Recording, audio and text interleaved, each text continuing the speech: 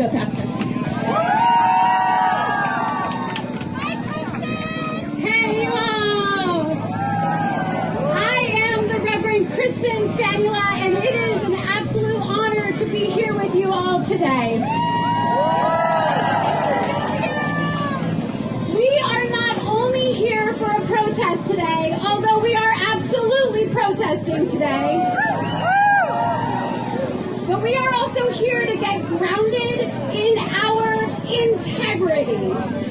So we don't always ask you to get quiet at a march. We usually get loud. I'm going to invite you to get quiet for just a minute. I'm going to invite you to get quiet for just a minute. Because I want us to feel the power of this crowd. Not just the way it sounds, but the way it feels in our bones.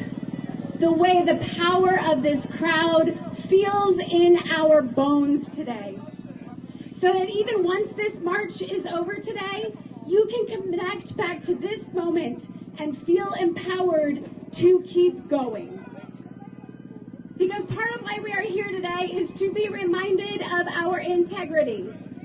Today we are reminding each other that we are each human beings. And we refuse to dehumanize other people. We are here today to remind each other that love is more powerful than hate. We are here today to remind each other that we are not alone. To remind each other that we will not be silenced. We will not get complacent. To remind each other of our resilience and our hope. To remind each other that fear and grief and joy can all happen at the same time, and we will make it so.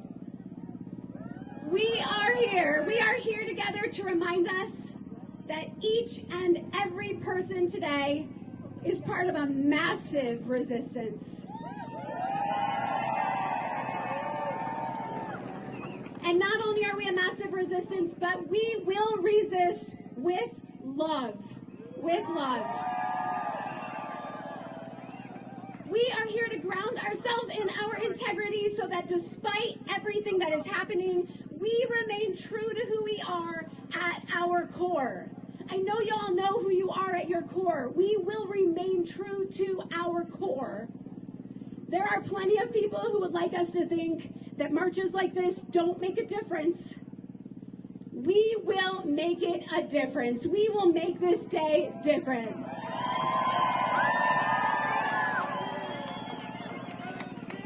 So here's what I ask of you today. Get to know the people around you. Feel in your bones the solidarity and care for one another.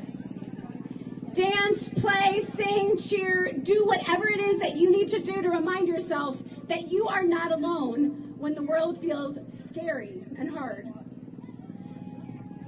As Valerie Kaur says, we are not just marching in resistance, we are marching to declare a future rooted in love and integrity and dignity and humanity. Let's make today a recommitment to ourselves and to every single person here that we will keep showing up, keep resisting, keep modeling the love that we want to see in the world. Don't let anyone take that away from you.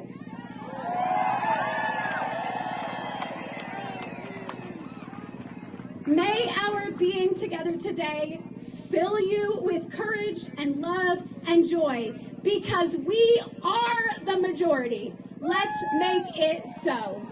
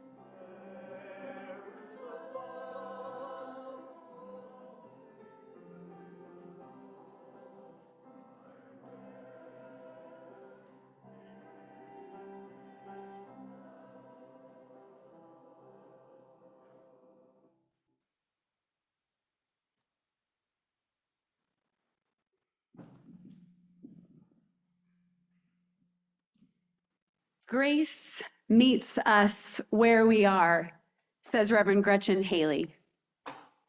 There is nothing you need to bring with you to be welcome here. No right beliefs or proof of citizenship, no eternal optimism or clarity of conviction, no boundless courage or endless expertise. You do not need to know what brought you here. Your bills do not need to be paid, and your checkbook can be a mess. Your children may have been up half the night, your hearing aids may not be working, and your knees may be creaking. You do not need to be already perfect or even halfway to belong in this circle where grace meets us where we are, but does not leave us as it found us.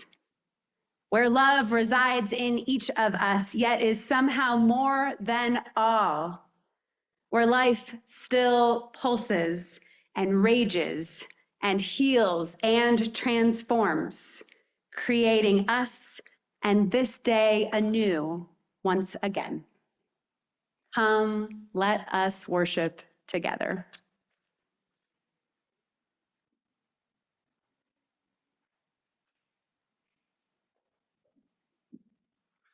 Good morning, everyone, and, and welcome to the Unitarian Universalist Fellowship of Northern Nevada. My name is Booney Gorskol. My pronouns are he, him, his, and I'm honored to serve as your worship associate today. Whether you are joining us in person or online, whether this is your first time or your millionth time with us, we are so glad you are here. Your presence enriches our time together. This is a community where we strive to embrace people of all identities and backgrounds. We welcome you as you are, regardless of your race or ethnic background, your gender identity or expression, your sexual orientation, your age, your body, your beliefs, your abilities, your family structure, or your socioeconomic status. Whoever you are and however you move through this world, we are glad you have joined us in this circle of care and connection. We begin by honoring the land on which we gather, land that has been home to the Northern Paiute, Western Shoshone, and Washoe people for countless generations. We acknowledge their deep and ongoing relationship to this land, and we recognize that their cultures, languages, and traditions continue to thrive. May this awareness remind us of the histories held in this place and inspire us to listen and learn and grow in respectful connection with Indigenous communities, past, present, and future. Now, as we begin our time together, I invite you all to take a moment to greet those around you, or if you're with us online, feel free to say hello in the chat. Please greet one another in the way that is most comfortable and authentic for you, with a smile, a wave, a handshake, a fist bump, a hug, a warm nod. I will ring the singing bowl when it's time to come back.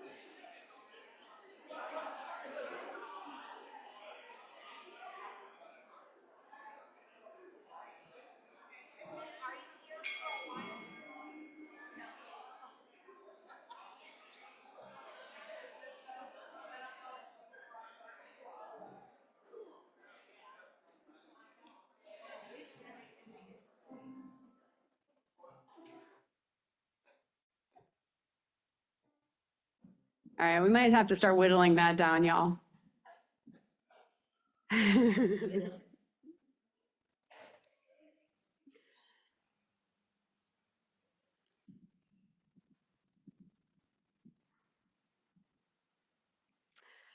On a December day in 1955, a woman about my age had just finished a long day working at a department store where she was a seamstress.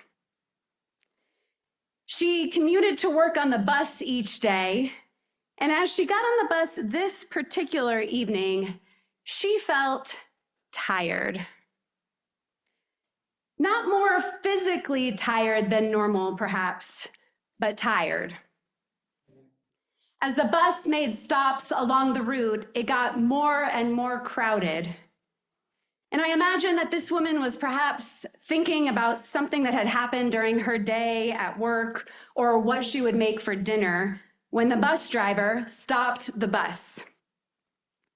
He got up and came over to her row and asked her and the people seated next to her to find a new seat, a seat further back on the bus. The two people next to her obliged, and when she didn't, the bus driver asked, "Are you going to stand up?" "No," she said. "Well, I'm going to have you arrested," the driver said. "You may do that," Rosa replied. On the evening of Rosa Parks' arrest, a flurry of activity unfolded amongst civil rights activists. Rosa, of course, had in the back of her mind that she would be willing to be arrested for the cause. She had been trained in nonviolence, and she stood or sat on the shoulders of others who had done the same thing before but had not been recognized. But this time, the movement was ready. The Women's Political Council, led by Joanne Robinson, called for a one-day boycott of the buses in Montgomery, Alabama. Overnight, Joanne moved into action organizing volunteers. And over the next few days, they created and copied, mimeographed 50,000 leaflets and distributed them around town, encouraging people not to ride the bus on December 5th. 3/4 of the riders on Montgomery buses were Black. 3/4. So when on the planned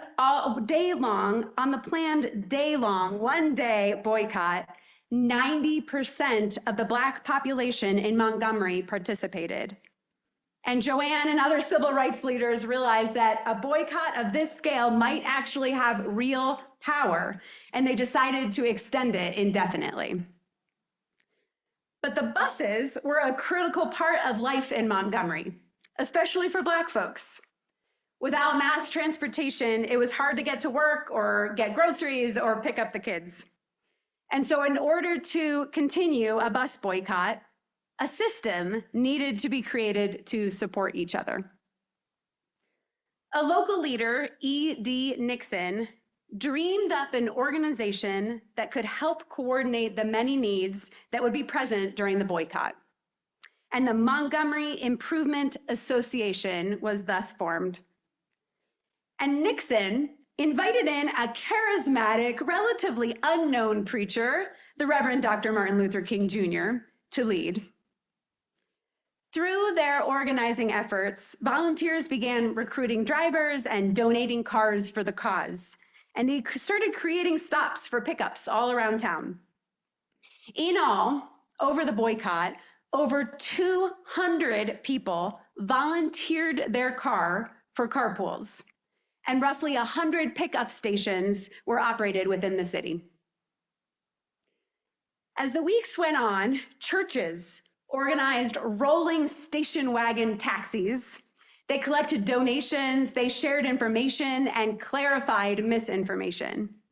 And Fred Gray and other lawyers represented Rosa Parks and others at court cases. A local farmer offered their land for a parking lot for all of those donated cars. And a funeral company donated their hearses to use as shuttles. People opened their homes as meeting places and for childcare and as rest points for those walking.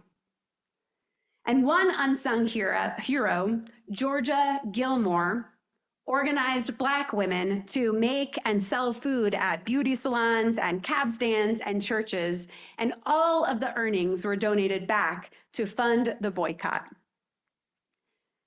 So not just one day, for 381 days. Yep. For 381 days, over an entire year, the Montgomery buses were nearly empty, and a vibrant system supported everyone in still living their lives. 381 days. The transportation system, a microcosm of the larger racist systems across the South at that time, was drastically impacted. And the Montgomery bus boycott became a pivotal moment in the work for justice and for civil rights. Throughout history, there have been examples of people coming together to protest oppression while simultaneously meeting the needs when systems and structures around them fail to do so. Systems and structures around us fail to meet our needs. And mutual aid efforts like the Montgomery bus boycotts seek to make a distinction between charity and solidarity. The distinction, says mutual aid author Dean Spade, is that we aren't simply supporting each other for the heck of it. We are helping each other because we recognize that the systems that are in place are not meeting our needs and are actually making our crises worse, or are actually causing the crises. Folks in Montgomery were making sure that their neighbors could get to work, get food, and everything that they needed as an act of care and as an act of resistance against the violence of racism. It was different from charity. And you might be thinking in your head, some of you, about that quote from Aboriginal leader and educator Lilla Watson. If you have come here to help me, you are wasting your time. But if you have come because your liberation is bound up with mine, then let us work together. Dean Spade suggests that our practices of care must start from the premise that the systems and structures that we live in are not inherently fair, that they are designed to be unfair, inequitable on purpose. And right now, we are living in a time when the systems are crushing people, when the systems are disappearing people off the streets. And so it is necessary for humanity to lean in to systems of mutual aid. To care for one another is an act of survival and an act of resistance and transformation. It is overwhelming right now to confront the enormity of injustice and violence in this country. But caring for one another is a way of resisting. No one of us carries this all alone. It has been said that all of us need all of us to survive. So we're going to sing together. And as we sing together, I hope that you will internalize this message. No one of us carries this all alone. All of us need all of us to survive.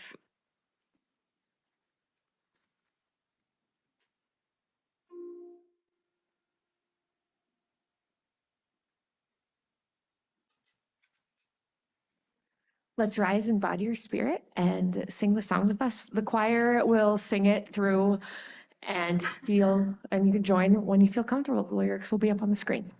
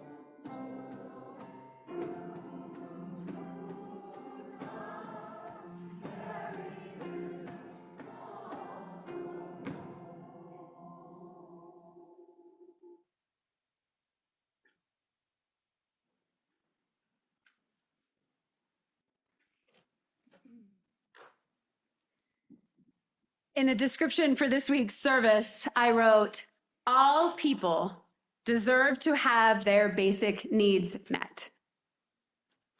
And it seems nuts that this is a controversial statement. But we see plenty of excuses for why some people should be left out. Like, if you don't work, you don't deserve benefits. Or if you're in prison, you don't deserve to vote. Transformative justice practitioner Mia Mingus says it's like you have to lead the appropriate life or have the appropriate experiences in order to be deserving.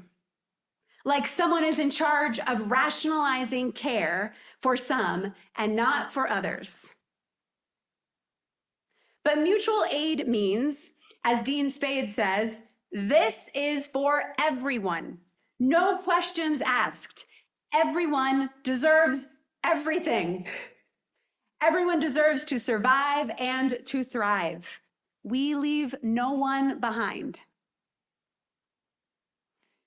As a congregation, we are practicing this year covenanting through collapse. Or in other words, figuring out what the heck it means to respond to the times we are living in as Unitarian Universalists. And many of you have recognized that strengthening care for one another is part of the work. And you have even noted that in many ways, we are already functioning as a network of mutual aid. As some of you know, we have a very robust infrastructure of care here. However, it often happens behind the scenes. And so many of you don't actually know about it or don't know how to access support. One example is our pastoral care team that responds to mental health crises and hospital visits and wellness checks. How many of you know that we have a pastoral care team? You should look in the order of service today. We have included the email address to contact the pastoral care team. You can contact this very well-trained team of people who are almost always on call and ready to support you. Please utilize this resource that we have, and please tell other people about it. We also have many volunteers who give rides and offer meals and otherwise take care of each other. But it happens below the surface. It's kind of out of sight for many of us. And so it's hard to know how to access that support when it's needed. We are beginning to bring that vast web of care to the surface so that everyone knows how to access that generosity. And later in the service, I'm going to ask you to share the ways that you might be willing to support. You've seen the cards that I passed out. As we strengthen care within our congregation, it also gives us the ability to make space for spreading our care outwards to support the mutual aids that are already happening beyond these walls. Because to participate in mutual aid assumes that we will meet all of the various needs of the moment. The American Friends Service Committee says that currently in Chicago and Los Angeles, they're using mutual aid to support communities that are targeted by ICE. Groups have formed to go grocery shopping for immigrants who are worried about leaving their homes. They have signed up to watch corners for ICE activity during school drop-offs and pickups, and they have supported each other in other ways. This is the kind of creativity and care that we can support in this community. So where do we start? Reverend Dr. Claudio Carvales says that the answer is simple. He says, it starts with an assumption that all are worthy. This is something we believe. All are worthy, no matter what. He says, so you want to decolonialize, it's a tricky one. He says, so you want to decolonize your church? Change one thing. Everybody is going to take care of everyone. Nobody in your congregation will go without health insurance. Nobody will go without food or without housing. If you want to decolonize, he says, that is where you go. So that is where we're going to start today. mutual aid within our congregation, which starts with enhancing what we're already doing and bringing it to the surface so that the care that is happening can be enhanced, and so that everybody can know what it is that we're already doing and we can do more of it. And ultimately, so that we can bring that care outside of our walls, like we do in small pockets, like with the Reno Posse. We want to be able to do more of that beyond our walls. And here's the final thing before we do the practical work. The final thing. It takes a lot of courage to admit that we need support in life. It takes a lot of courage, but everyone needs support. Everyone always needs support. It's just that some of us have built-in privilege or support networks or access to resources or live inherently with less fear. But we actually all depend on community and support. And allowing ourselves to acknowledge that vulnerability helps us break down the misperception that if you just work harder or pull yourself up by your bootstraps, that we'll all make it.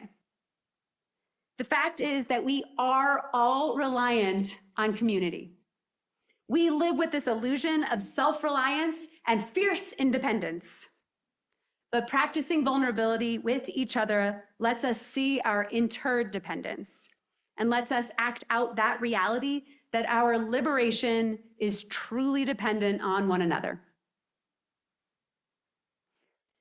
So I hope that whatever experiments we play with this year as we are covenanting through collapse, I hope that we can model normalizing giving and receiving support, where we can imagine mutual support less of a when I'm in need and more of just a normal part of living our lives together in this world, where every day we are giving and receiving, every day we are loving and being loved, where we are creating a system that normalizes the give and take of being human, and in doing so, lets us create systems and cultures that support giving as a matter of course.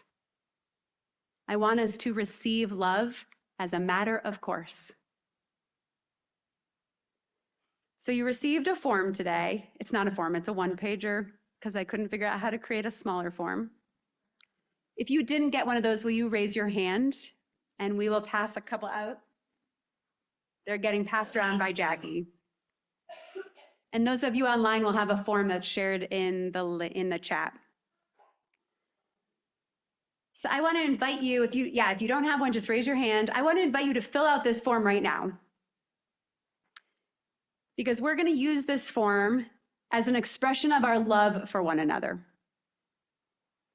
And I want to know from each of you the ways that you feel excited to support each other.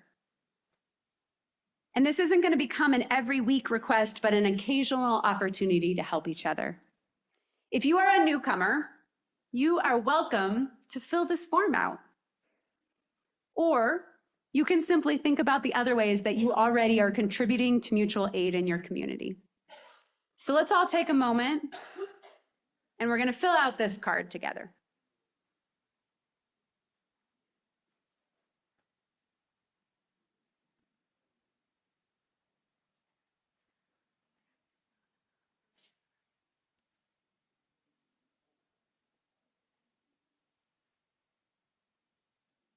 And it's not a test. Think of these as our expressions of love for one another.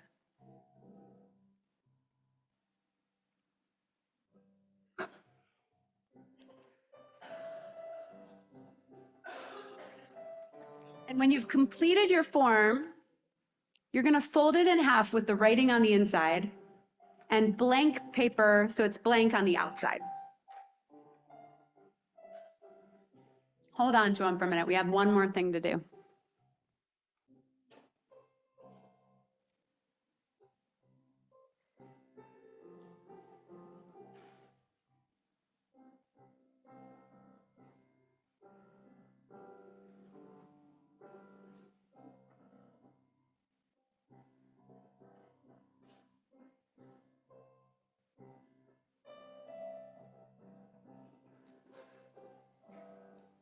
take just another couple minutes with this.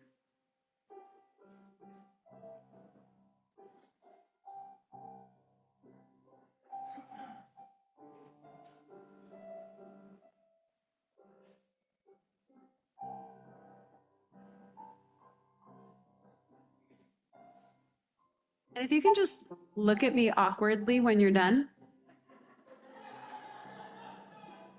so I know that we're ready to move on. That was good. All right, if you are done, you're folding your paper in half with the writing on the inside.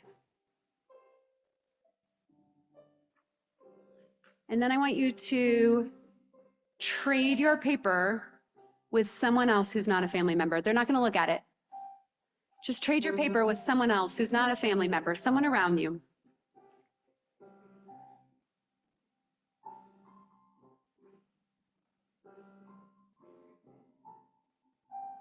And hold that paper in your hands, and I want you to treat it as if it is an act of love.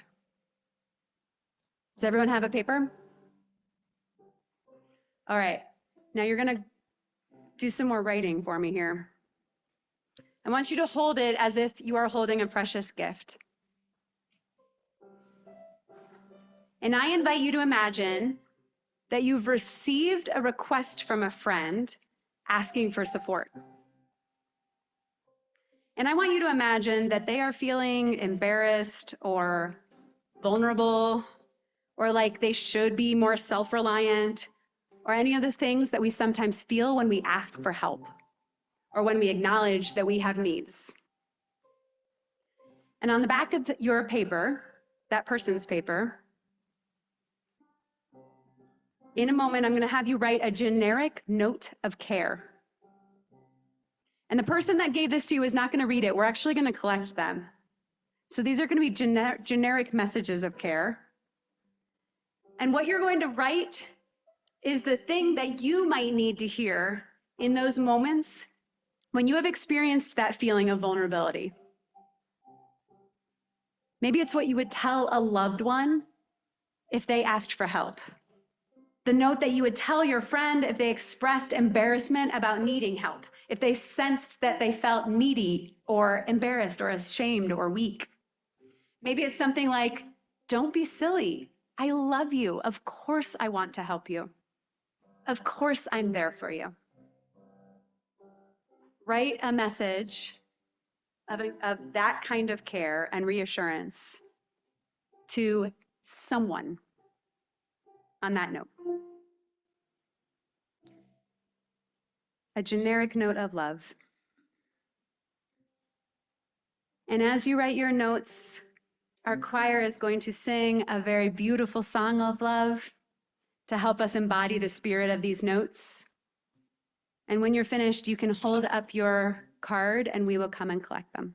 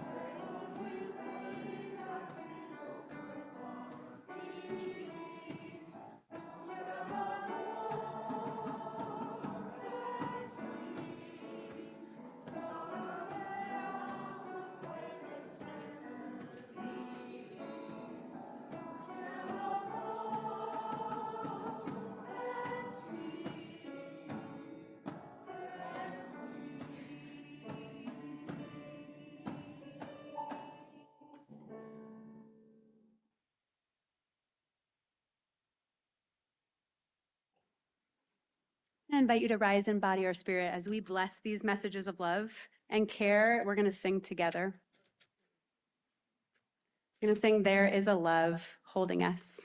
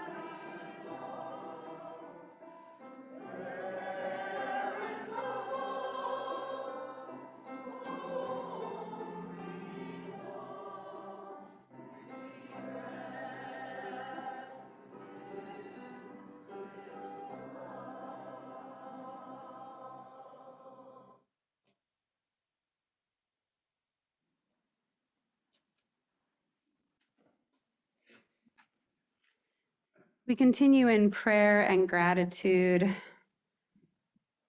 First, with the gratitude. Thank you so much to all of the volunteers who helped with our chili cook-off last Saturday. Huge thanks to Rosalind and others who helped to organize. Yes. And Rosalind also expresses her gratitude to all who competed, cooked, provided additional food, to those who delighted us with music, set up and led games, and all those who helped clean up. It is so powerful to be reminded of joy when we are together in community. And yesterday, we had a terrific turnout at the No Kings March.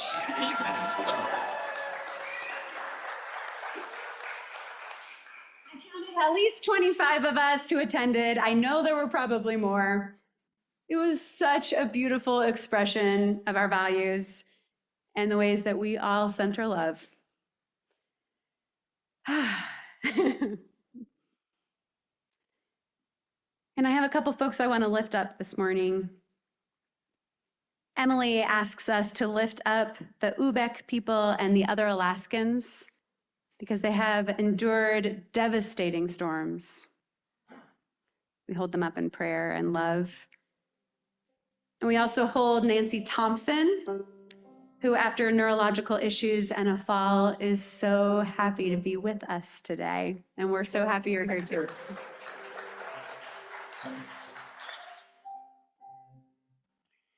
In the midst of all of our grief and fear, may we continue creating more opportunities for joy and beauty, because there is truly a love holding all of us. If only we can see it and feel it and keep making it so. Amen.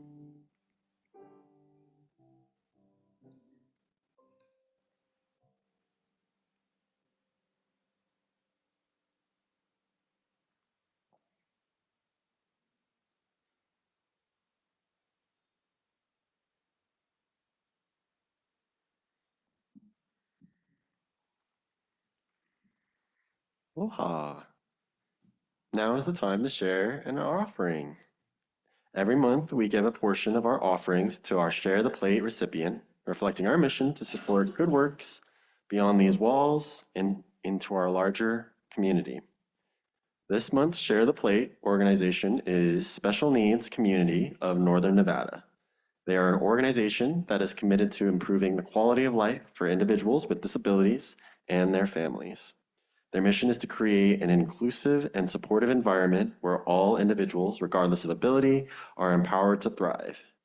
They offer a range of essential services, including facilitated supporting groups, structured respite care opportunities, educational workshops, and a thoughtfully curated monthly calendar of social and recreational events.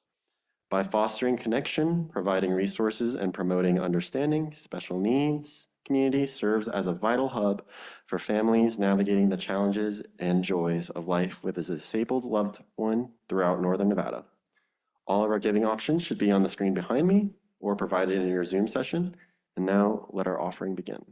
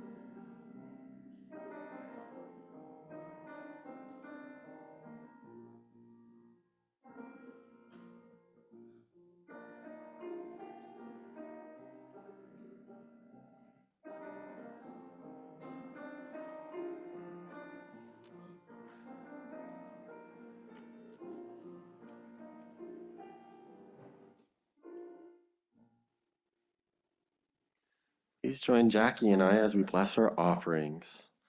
To the work of this fellowship, which is helping more people grow in love, faith, justice, and joy, we dedicate ourselves, and these are offerings. Okay, we have a lot of announcements, so I'm going to do my best to make sure it's concise and digestible.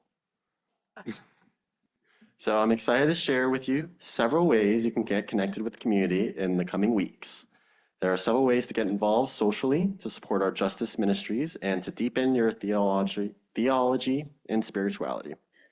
If you're looking for ways to support our mission of spreading more justice, the Reno Posse, one of our longest serving examples of mutual aid, needs help with 1-pounder spaghetti kits, which can be picked up in the UU kitchen with directions included.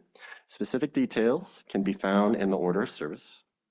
And next Sunday, right after service in the library, please join Greener Sanctuary, who will be discussing our work to keep our plastics out of landfills and our efforts towards the new UUA Green Sanctuary for 2030, mobilizing for climate justice. If you want to financially support the congregation in fun ways, consider attending the Ikebana Flower Arranging Gathering this Saturday, reserving a parking spot on campus so that you can attend campus events stress-free and or attend any of the other fundraising pop-up gatherings. These are great ways to connect with members and friends and support this church. And speaking of fundraising and justice, please join us this Thursday, October 23rd, for a fundraiser for our center and amazing concert by vocalist-songwriter Flammy Grant, a shame-slaying, hip-swaying, singing, songwriting drag queen who blends folk, gospel, and roots into a therapeutic, theatrical mix of storytelling and song. And finally, deepen your spirituality skills, theology, and more by attending one of these gatherings. Our next forum on November 2nd, before service, will be with Dr. Melanie Duckworth at 9 a.m., Associate Professor of Economics at UNR. What better time to examine the future of diversity, equity, and inclusion? Join us. If you need more information, you can ask Kevin Murphy or for emails about notifications. And Join the first Thursday of the month Soul Matters group that meets in the Star King room at 6:30 p.m. until 8 p.m. This is an ongoing study group where we dive deeply into each theme for the month. And finally, save the date to deepen your skills in nonviolent communication, Saturday, November 8th, 2025, from 8:45 a.m. to 12:15 p.m. at the Cimarron Heights Retreat Center in West Washoe Valley. The nonviolent community, spirit, and process of Dr. Marshall Rosenberg will be explored with interactive exercise. If you want to make an announcement, feel free to either look at our order of service or sign up for our newsletters where you can make more of these announcements. Oh, Emily has an announcement to make.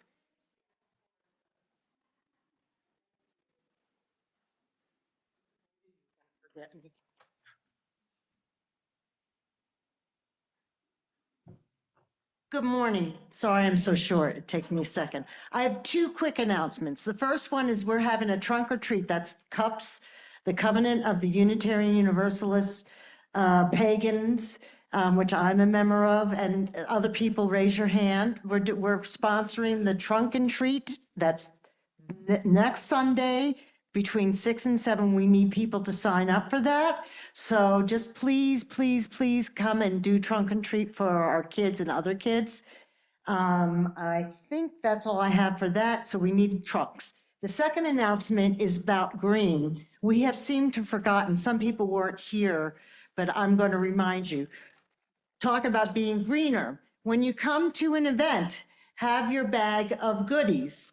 You have your plate, your wine cup, your coffee cup, your eatingware, which I keep in the thing, and then your napkin. So that way, A, we save our folks from doing lots of dishes when we have stuff here, and B, you're doing it at home anyway, so you might as well save the water that we use here and have it ready. So please put it together, leave it in your trunk, which I do, and that way we're being green and we're not using up either fellowship resources or paper. Thank you.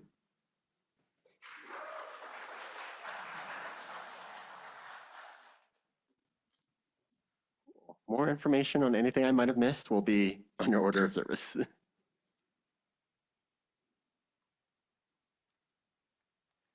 Please rise in body or spirit and saying, keep on moving forward.